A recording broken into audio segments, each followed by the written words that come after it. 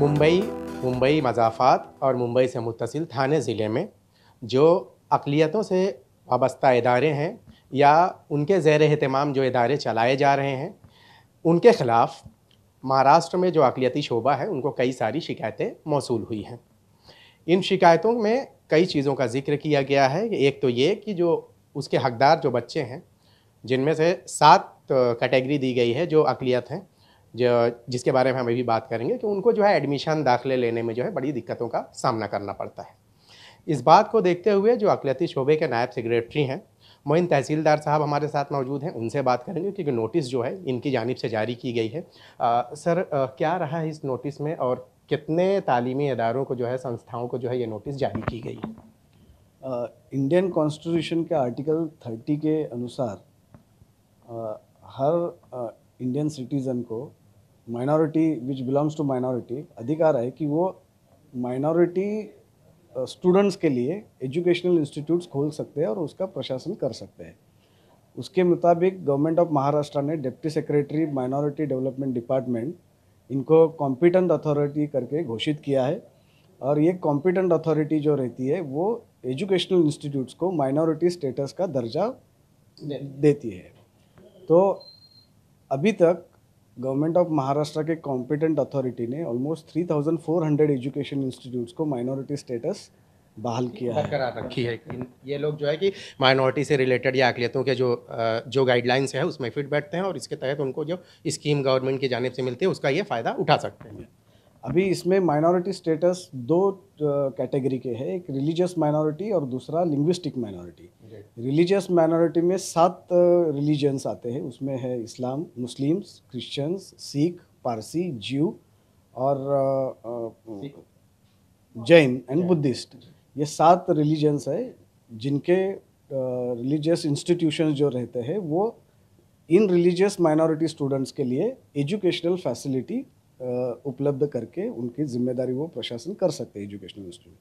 और महाराष्ट्र में linguistic minority, अभी महाराष्ट्र की मेन लैंग्वेज है मराठी, तो महाराष्ट्र में Gujarati language, Kannada language, Hindi language और काफ़ी सारे जो अदर देन मराठी ये लिंग्विस्टिक माइनॉरिटी एजुकेशन इंस्टीट्यूट्स यहाँ पे शुरू कर सकते हैं।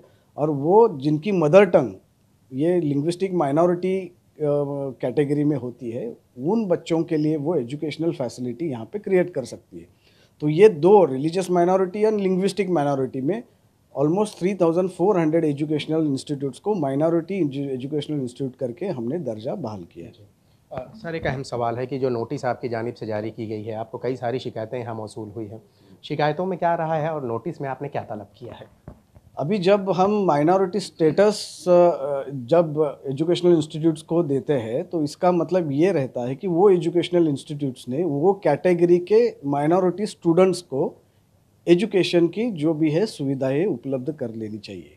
लेकिन अभी ऐसा होता है, for example Gujarati minority status ले लिया, लेकिन वहाँ पे गुजराती जिनका मदर टंग गुजराती है ऐसे स्टूडेंट्स को एडमिशन दिया नहीं जाता।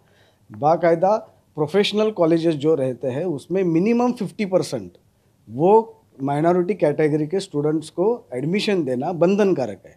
जो आज मतलब इतने सारे शिकायतें देखने के बाद ये दिखाई देता कि वो माइनॉरिटी मतलब बहुत religious minority as well as linguistic minority वो स्टेटस तो लेते हैं लेकिन वो कैटेगरी के माइनॉरिटी स्टूडेंट्स को वो फैसिलिटीज़ नहीं उपलब्ध कर देते। कुल मिला के जो है गवर्नमेंट का जो स्कीम है वो ज़रूर वो लेते हैं क्योंकि उसमें बहुत सारी दिक्कतें जो रहती हैं या पेचीदगियाँ जो रहती हैं कॉमन किसी इंस्टीट्यूट से, इसमें काफ़ी राहत मिल जाती है। तो वो दर्जा तो ले लेते हैं लेकिन उसका फ़ायदा जो है वो उठा लेते हैं, लेकिन जिसको फ़ायदा मिलना चाहिए उस ऐसा ही कुछ है। सही है, ऐसे कंप्लेंट्स काफ़ी सारी कंप्लेंट्स आई है और माइनॉरिटी एजुकेशन इंस्टीट्यूट के स्टेटस के वजह से उनको RTE right to education act जो है उनके जो तरतूदें लागू नहीं होती, उनको रिजर्वेशन इन द एम्प्लॉयमेंट वो लागू नहीं होता, स्टाफ का जो सिलेक्शन या अपॉइंटमेंट पे कोई स्टे नहीं लागू होता।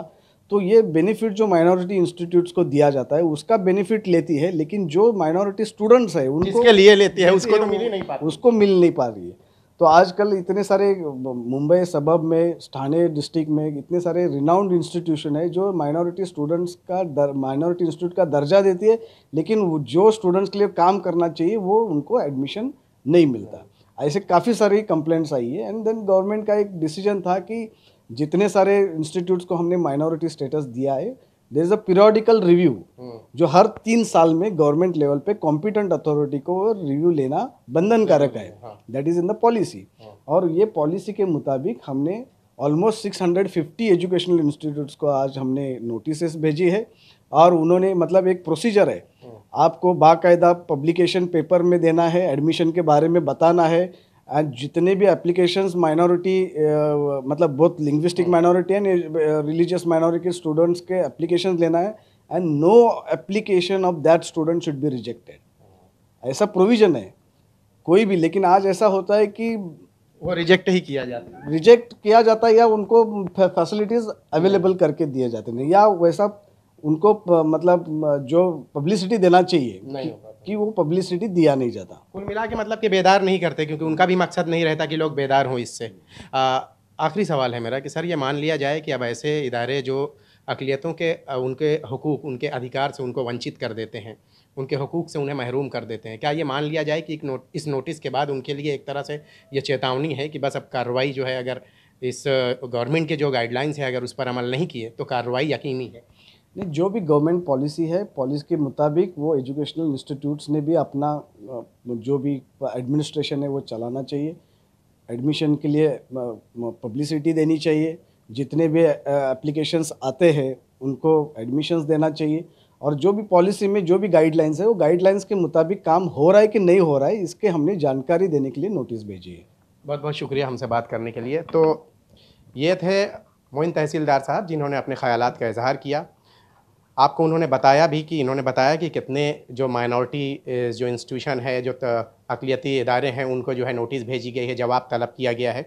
तो अब उन लोगों को भी ये जान लेना होगा कि जो लोग जो है माइनॉरिटी का दर्जा हासिल करते हैं और वो एक ख़ास मकसद के तहत हासिल करते हैं, और उससे जो माइनॉरिटीज़ जो अक़लियत हैं उनको जो है उनके हक़ से महरूम कर देते हैं, तो उनके ख़िलाफ़ जो है जल्द ही कार्रवाई होगी, अगर उन्होंने हुकूमत के बनाए गए उसूल और ज़वाबित की ख़िलाफ़ वर्जी की तो।